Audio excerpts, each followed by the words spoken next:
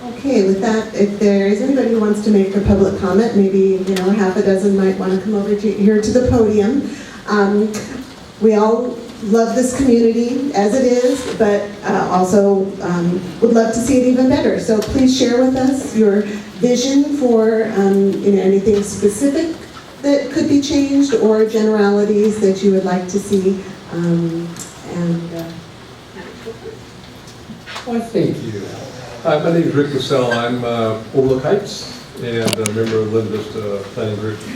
My question is really not so much a comment, but just a clarification. I read, I don't know, many of you probably saw this in the Times of San Diego last week, that the UC San Diego Health System bought the naming rights for several of the trolley stops for $675,000 for the first year on a 30-year program that will increase annually and significantly once the stations are built out of at UCSD.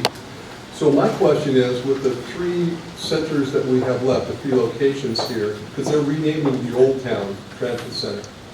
So we'll have Tecolote, Claremont, and Balboa. So my question is, are we going to be coming up with names, preliminary names that we've had, like the Marina, Tecolote stop, or whatever?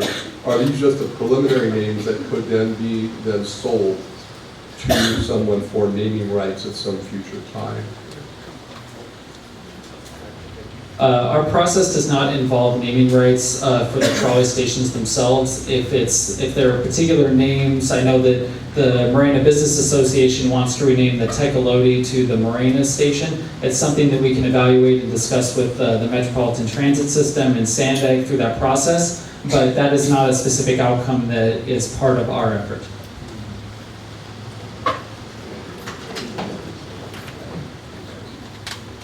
I also wanted to mention that we have a scribe who's going to be taking notes of the different comments and questions, so that we'll be sure to address them in the future, even if we don't discuss it at this time. Thank you very much for pulling this meeting together for the public. My name is Ronald Bacon. I live north of Balboa, and I do attend the Sandag meetings that have occurred so far. I noticed your map doesn't go up to Balboa, but that's okay. We'll drag that in sometime, I'm sure. I have 2 concerns. I voiced them before Sandag, and I don't know if Sandag is represented here or not, but that's okay. My concern is lighting. The Old Town lighting is terrible. It's environmentally pollution. I'd like to see lighting addressed on our corridor for look-down lights, laser lights, or whatever. Okay? They're cheap, they're efficient, and it's the way of the future for light pollution and efficiency. The other thing, excuse me, the other thing is I have great concerns about the engineering around the Balboa, and I don't know if I can address it, but the traffic grid is going to be taking out the south port, putting only the north port in, and 2 lights, one within 100 feet. So I'll address those, I'm sure, before you guys at some other point. Thank you. By the way, Sorry, one more comment. Since since 1970. Currently, the specific plan is only looking from about Claremont Drive all the way up to Friars Road. We, as the Claremont Representative Subcommittee, are focusing just on the portion from Claremont Drive to Tecolote Road. So Linda Vista will have their own meetings to address their segment, and then in the future probably the northern portion towards Balboa will also be addressed. So if you are able to focus on the Claremont segment, I'd appreciate that. Thank you. Sorry, I don't plan to interject on every single comment, but I will address the question. Balboa will be studied as part of a plan effort that we will engage in later this fall. We will be looking at mobility improvements and some of the specific concerns you have around that station. So we will be engaging that. Obviously, we will have that publicized widely, and we will be working with the planning group as well. So, feel free to provide those with your opinion at a later date, but you can contact me. Okay, thanks. Well, good evening. My name is Blake Lawless. I'm a 35-year resident of this area, Top Manor. So this area, this does not necessarily affect me. I came here with my pitchfork and torch, ready to go, thinking we're going to go, 60-foot elevation. And I guess that's not going to happen. I'm very happy to hear that. But I would like to know when these meetings are scheduled so that I can participate in those individual events. Because I only found this out because a neighbor told me about it. So that's kind of not the way I'd like to have it. So that's all I have to say. I'm Harry Jensen, and I'm a native. And I just want everybody here to know that Carmel Valley residents were against One Paseo, and the community planning was against it, and yet it passed 7-2. And then 60,000 people outside of Carmel Valley said no to One Paseo. That was 60,000 to 7. Now, Michael Prince represents not only this Claremont, he's a planner here, but he also has 7 other communities he works with. So that when we look at what they want to do for the Marina Boulevard, all you have to do, Appendix E of the Marina Boulevard Station Area Plan, this thing prints out to about 200 and some odd pages. But I've been through it twice. And the key sentence here is that the initial phases of the project establishes a density of 70 dwelling units. When Joseph got me into this back in 2014, he had signs up all over the place saying no R44. Well, now we're looking at 70 units, regardless of what the city says. And we're looking at 100-foot buildings, but this thing here says, oh no, only four stories high.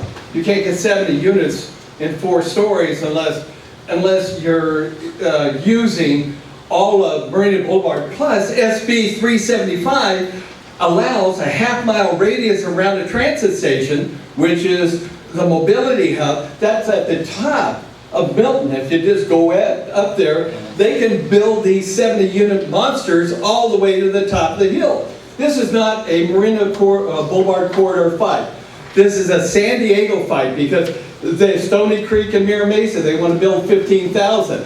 Out in Ramona, Bonza, we've got this overbuilding problem, and Marina Boulevard Corridor is only one problem.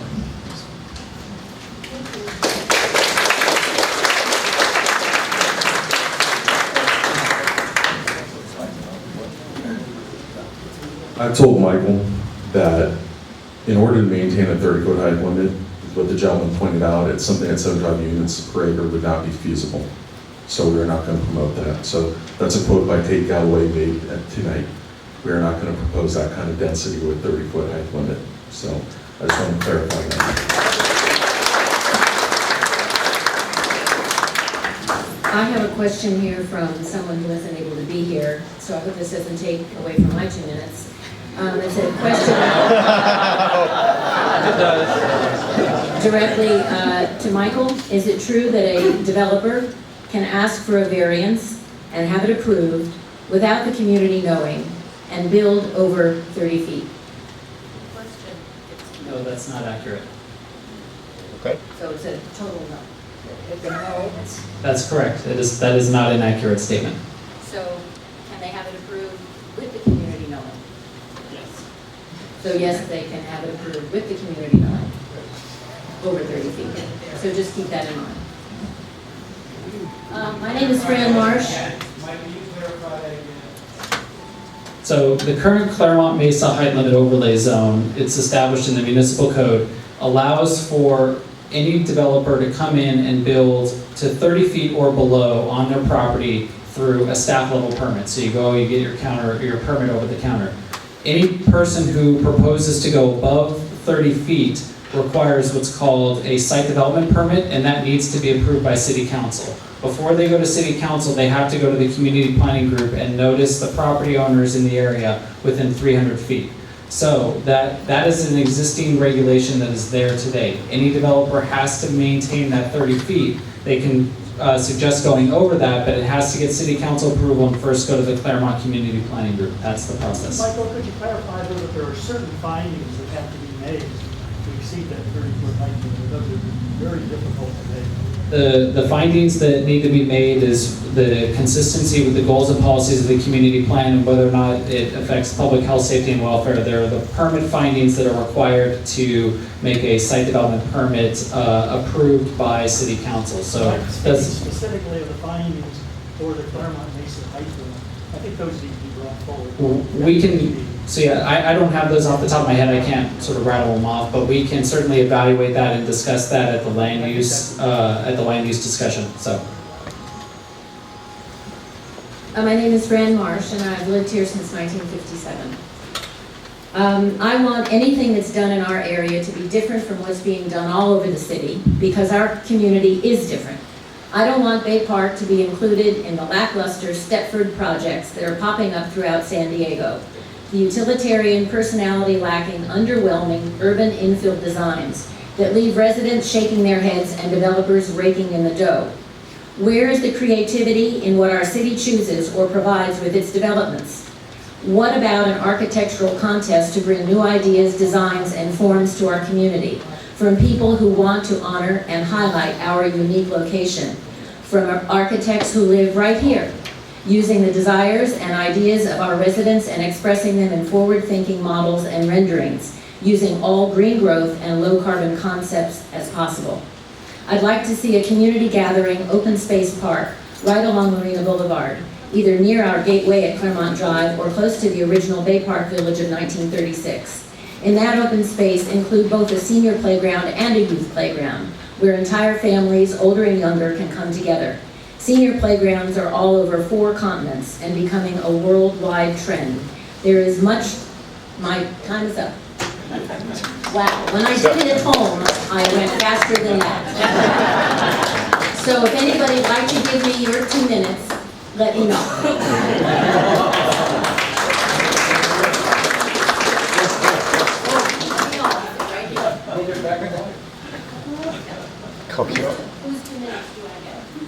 I'm Daniel Shmielewski. I've been here about 50 years in Bay Ho. Someone asked me a question just a minute ago to post to the audience about how to get a notification for these meetings. But you can go on nextdoor.com or Facebook or the Claremont Community Planning Group or whatever. And I think if he's still here, I should not. Anyway, look, I want to thank Michael and the city of San Diego for their work, for what they've done. Because frankly, I've heard a lot of exaggeration about density, a lot of exaggeration about crime, a lot of exaggeration about all kinds of things. And I'll tell you, we know better. We know better. And skipping to my next question, pedestrian and bicycle safety. The cars on Morena Boulevard are not compatible with riding a bicycle. I've been riding a bicycle in Claremont for 50 years. And the car and the parking, if you've ever been doored by a car when riding a bike, you're looking for a critical accident to occur. And I'm very, very concerned about riding a bike and walking on Morena Boulevard in this area, because I tell you, we have too many cars. There are too many. And you've got to limit, you've got to avoid the parking on Morena Boulevard. Try to, look, it's not very compatible with the small business, but you can't have cars parked along Morena Boulevard and have a bike lane and somebody's going to get a door right in their feet. They're going to get hurt. They're going to get injured. And what about people walking? The sidewalks are crumbling already. What are you going to do about the sidewalks? You have to improve them. And there's got to be signage. There's got to be maybe a flashing yellow light for warning for pedestrians around the trolley station, a flashing yellow. Oh, well, I have more. Hello, my name's Eric Lurie. Thank you all for your volunteer on this committee and the city as well.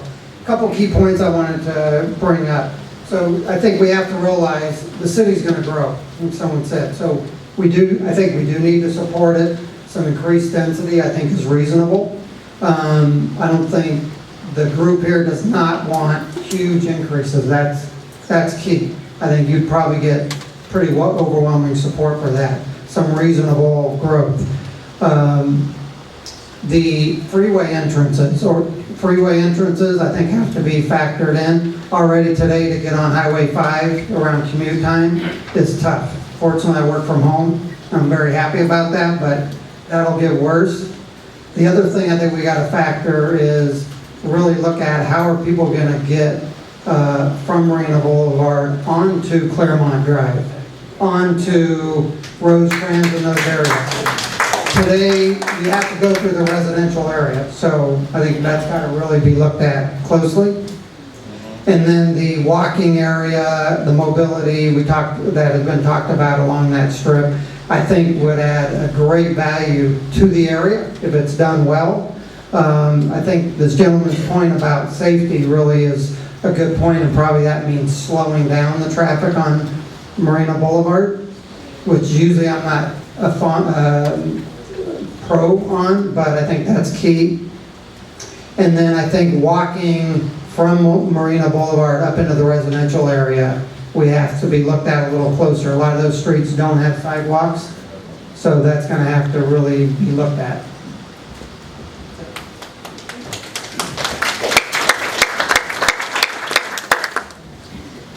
Evening, everyone. My name is Sean Gaffney. I live on Gardena Avenue.